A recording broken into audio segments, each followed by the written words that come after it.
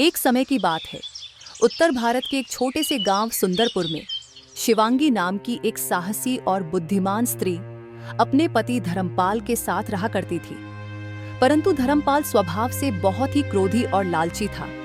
वह आए दिन शिवांगी को मारता पीटता और उसे ताने देता। एक दिन उसने शिवांगी से कहा, अब मैं तुझसे ऊब चुका हूँ, मुझे एक दूसरी शादी करनी है, तू निकल जा मेरे घर से। क्या कहा आपने? जिस औरत ने आपके लिए अपना सब कुछ छोड़ा, आज वही बोझ बन गई। तू मेरी जिंदगी की एक भूल थी। अब मैं सिर्फ स्वर्णनगरी की राजकुमारी से ही विवाह करूंगा। आपको क्या लगता है कोई राजकुमारी आकर आपसे विवाह कर लेगी? हाँ, अब मैं केवल स्वर्णनगरी की राजकुमारी से ही विवाह करूंगा, जिसे आज तक कोई नहीं पा सका। पहले उसे ढूंढ कर तो लाओ, फिर शादी की बात करना। गुस्से में आकर धर्मपाल ने घर छोड़ दिया और स्वर्ण नगरी की ओर निकल पड़ा। कई दिनों की यात्रा के बाद धर्मपाल स्वर्ण नगरी पहुंचा। अरे अरे, कहाँ घुसे चले आ रहे हो? मुझे स्वर्ण नगरी की राजकुमारी से विवाह करना है। अरे मुसाफिर, राजकुमारी स्वर्णलता से विवाह करना कोई खेल नहीं है।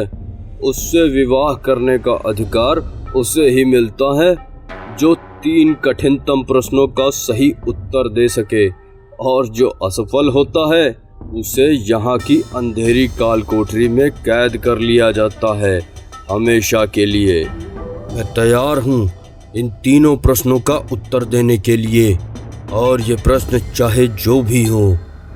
लेकिन याद रखना, तुम दूसरे प्रश्न तक तभी पहुँचोगे जब तुम पहले प्रश्न का जवाब दे पाओगे। तुम्हें एक सूखे कुएं से पानी निकालना है, लेकिन शर्त यह है कि पानी सिर्फ राजकुमारी के नाम से ही निकल सकता है। इतना कहकर दरबारी वहां से चला जाता है। अरे, अब मैं क्या करूं? कुएं से पानी राजकुमारी के नाम से कैसे निकालूं? मुझे तो कुछ समझ में ही नहीं आ रहा है। धर्मपाल ने हिम्मत जुटाई, लेकिन पहला ही प्रश्न वह हल नहीं कर सका और उसे जेल में डाल दिया गया। इधर जब कई महीने बीत गए और धर्मपाल वापस नहीं लौटा, तो शिवांगी चिंतित हो गई। उसने अपने माता पिता से अपने पति को खोजने की अनुमति मांगी। पहले तो माता पिता ने मना किया, लेकिन शिवांगी के हौसले को देखकर वे मान गए। लेकिन शिवांगी जानती थी कि एक स्त्री के रूप में स्वर्ण नगरी पहुंचना कठिन होगा, इसलिए उसने पुरुष वेश धारण किया और अकेले ही यात्रा पर निकल पड़ी। रास्ते में चलते चलते शिवांगी एक जंगल से गुजरी, जहां एक संत ध्यान में लीन थे। अचानक उन्होंने आंखें खोलीं और बोले, बेटा, मुझे प्यास लगी है, क्या तुम मुझे पानी पिला सकते हो? शिवांगी ने झट से अपनी पोटली से पानी निकालकर संत को पिला दिया। संत ने प्रसन्न होकर कहा, मुझे पता है तुम एक स्त्री हो, फिर तुमने पुरुष का वेश क्यों बना रखा है? महात्मा जी, मैं अपने पति को खोजने निकली हूँ और पुरुष के वेश में मैं अधिक सुरक्षित रहूंगी, इसीलिए मैंने यह वेश धारण किया है। बेटी, तूने मेरी सहायता की है, इसलिए मैं भी तेरा मार्गदर्शन करूंगा। यह लो, यह है चमत्कारी अंगूठी। इसे घुमाकर जो भी मांगोगी वह तुम्हें मिल जाएगा।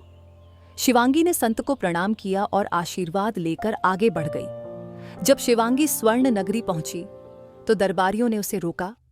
लगता है तुम भी राजकुमारी से विवाह करने के लिए आए हो। मेरी मानो, अभी समय है, जहां से आए हो वहां वापस लौट जाओ। नहीं, मुझे राजकुमारी से विवाह करना है। राजकुमारी से विवाह करने का अधिकार उसे ही मिलता है जो 3 कठिनतम प्रश्नों के उत्तर दे सकता है, और जो असफल होता है उसे यहाँ की अंधेरी काल कोठरी में कैद कर लिया जाता है।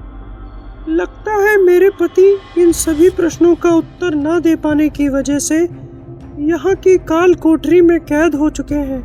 अब मुझे ही अपने पति को इस काल कोठरी से बचाना होगा।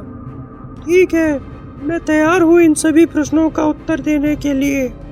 तुम्हें एक सूखे कुएं से पानी निकालना होगा, लेकिन शर्त यह है कि पानी सिर्फ राजकुमारी के नाम से ही निकल सकता है। इतना कहकर दरबारी वहां से चला जाता है।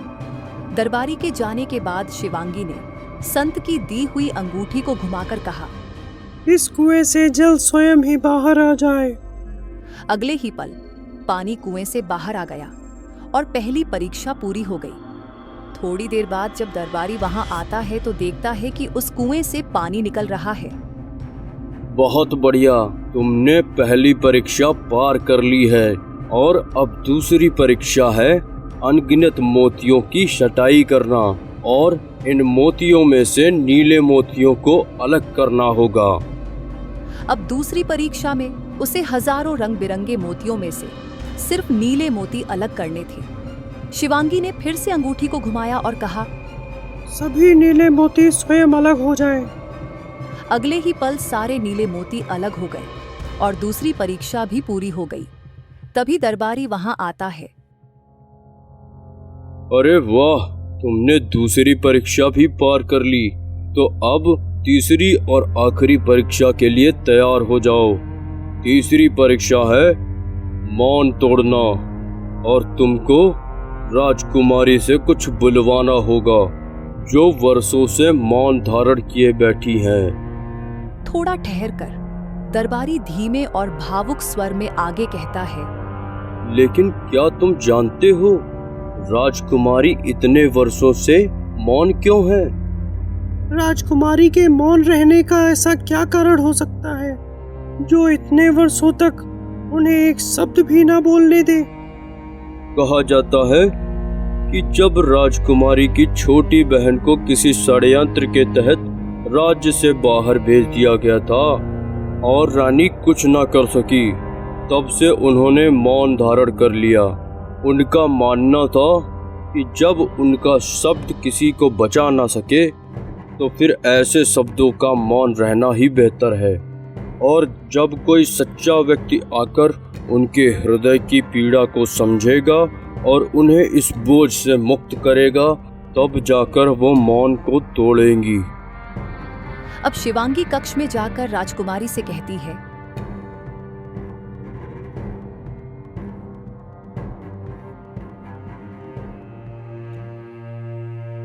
मुझे पता है आप ऐसे नहीं बोलेंगी। मैं आपकी पीड़ा को समझ सकता हूँ। ठीक है, मैं आपको एक कहानी सुनाता हूँ।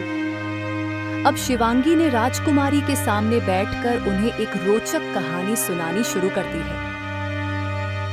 एक बार 3 राजकुमार एक अनमोल खजाने की तलाश में गए। रास्ते में उन्हें 3 शक्तिशाली वस्तुएं मिली। एक उड़ने वाला कालीन, एक जीवन देने वाली औषधि और एक भविष्य दिखाने वाला दर्पण। जब वे खजाने तक पहुंचे तो वहां एक राजकुमारी मिली जो सो रही थी, लेकिन यह विवाद उठ खड़ा हुआ कि राजकुमारी से विवाह किसे करना चाहिए, जिसने उड़न कालीन दिया, जिसने औषधि दी, या जिसने दर्पण में उसका पता लगाया। राजकुमारी पूरी कहानी ध्यान से सुन रही थी। अचानक उसने बोल दिया, राजकुमारी को उसी राजकुमार से विवाह करना चाहिए जिसने उसे जीवन दिया है। अरे, यह असंभव है। ये कैसे हो सकता है? आज तक कोई भी राजकुमारी के मौन को तोड़ नहीं पाया है। इसी तरह शिवांगी ने तीसरी और आखिरी परीक्षा भी पूरी कर ली।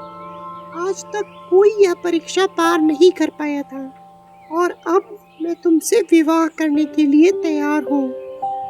राजकुमारी जी, मैं एक स्त्री हूँ और यह मैंने अपने पति धर्मपाल को वापस ले जाने के लिए किया है।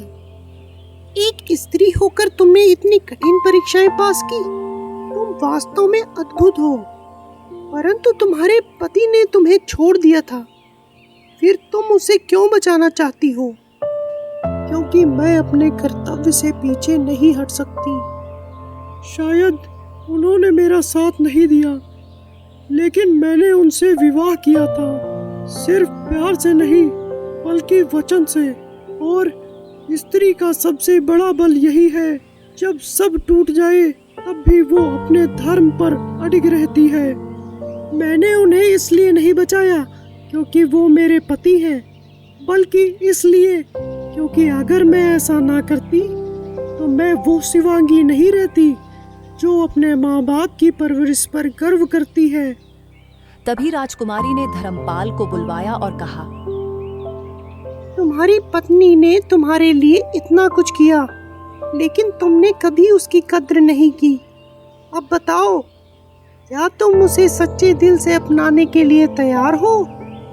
धर्मपाल चुप था, कुछ कह नहीं पा रहा था।